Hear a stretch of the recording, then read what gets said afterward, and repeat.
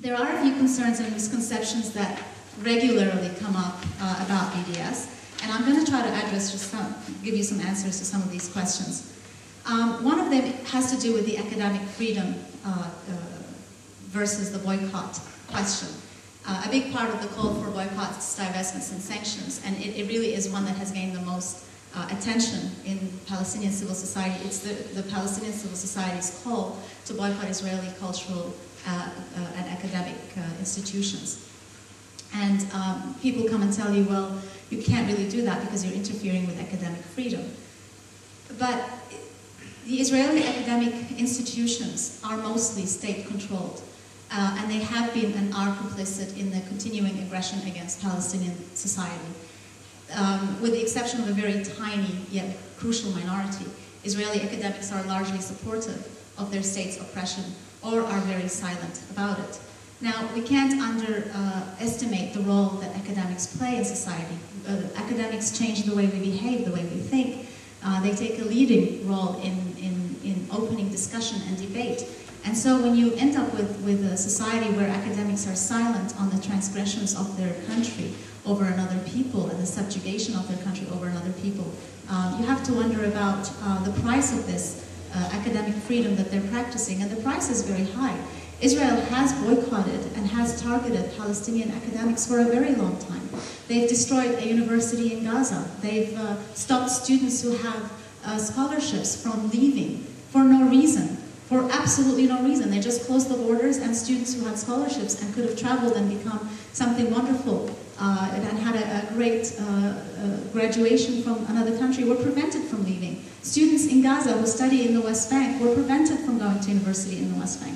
And that's not even to talk about the way that academics are treated in the West Bank and all the checkpoints and all the issues of trying to get to university and have a normal university life. So Israel cannot talk about academic freedom as if Israelis' academic freedom is so important, it's a super value, that we have to be blind to the transgressions that they're causing on the academic freedom of another people. Another point that comes up quite frequently is the whole comparison with apartheid South Africa. And people will tell you, you know, the BDS campaign turns us off because they keep saying apartheid, apartheid, Israel. And when you look at it, and some people have actually written volumes about how Israel and South Africa are not the same. Okay, they're not. They're not identical. No two countries are identical. Australia is a democracy, and so is the US, and so is Canada, but they're not identical in the way that they govern and the way that they run things in their bylaws. I could write volumes about how Australia is not identical to Canada, but does that mean Australia is not democratic? It doesn't have a democracy, it's not a democracy. So the whole argument that they have to be identical is a fallacy, and it's an argument that is not the one that really matters. South Africa was not the deciding factor of the meaning of apartheid. No more is Australia the defining factor of the meaning of democracy.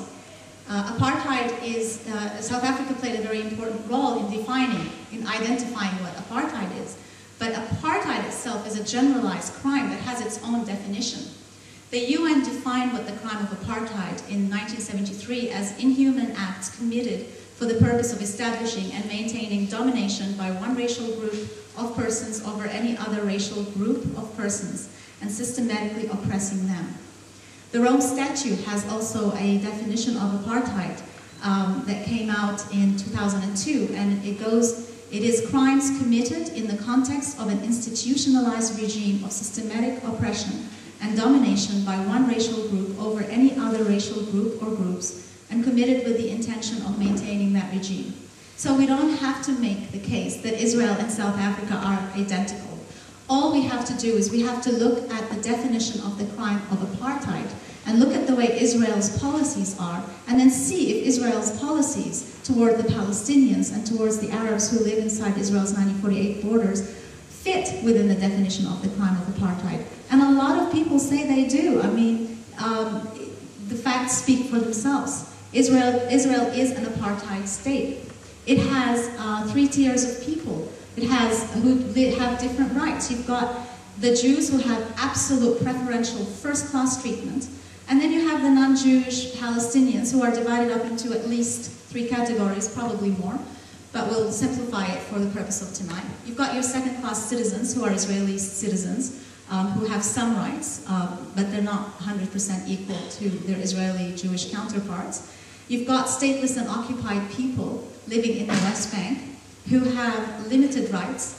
And then you've got your stateless and occupied people in Gaza with severe restrictions to their basic human rights. If this is not apartheid, I really don't know what is. Palestinians are forced to live in separate, fragmented communities, in bantustans, in isolation, depending on their status within the state.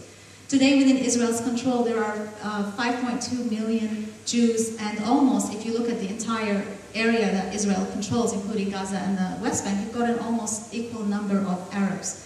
And it is this near demographic balance that fuels much of Israel's policies in stripping identities, in stripping rights, in building walls, in warehousing people, so that it can maintain its majority and its majority rule on the Palestinian people.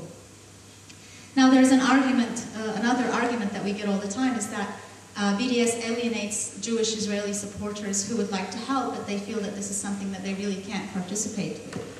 And here, I have to say that that of course we need to regard the views of Israeli and Jewish peace activists, and whenever possible, we really need to streamline our efforts and we need to work together. There is no doubt about that.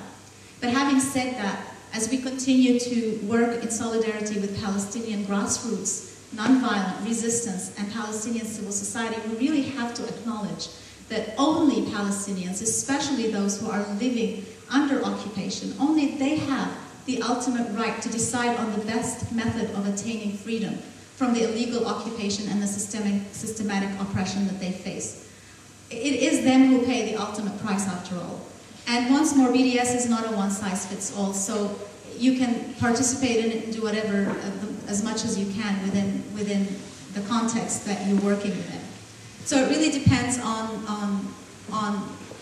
what we're trying to say when we say that it alienates Jewish and Israeli supporters, because there are a lot of Jewish and Israeli supporters who have been wonderful with the BDS, and the numbers grow every single day.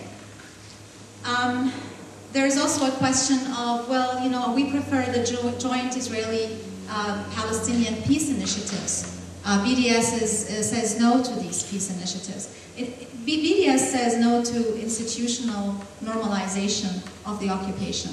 It doesn't say that Jews and Arabs can't be friends, and it doesn't say that Israelis and Arabs who want to do things together, they can't do this anymore. That's ridiculous. So what it does say, though, is it asks for an institutional boycott of institutions that are Israeli and that are not, and that clearly support Israel's occupation and Israel's oppression of the Palestinians. But I just want to say, just at the end, about the whole issue of singling Israel out. We get that all the time. Why are you singling Israel out? And you really have to wonder, once again, about what does that question really mean. One person wrote to me saying, you know, what are you doing about the massacres that are taking place in Africa? And I wrote back saying, you know, I would love to go with you to a protest, so send me the information and I'll go with you. Of course, she disappeared off the face of the earth. She really was not telling me that I should be picking up and helping with other causes. All she was telling me is that I should not be talking about Palestine. So when they're asking you not to single out Israel, they're actually telling you they're singling out the Palestinians for your silence. So you be careful about something like that. I think I'm going to end it with this, so thank you.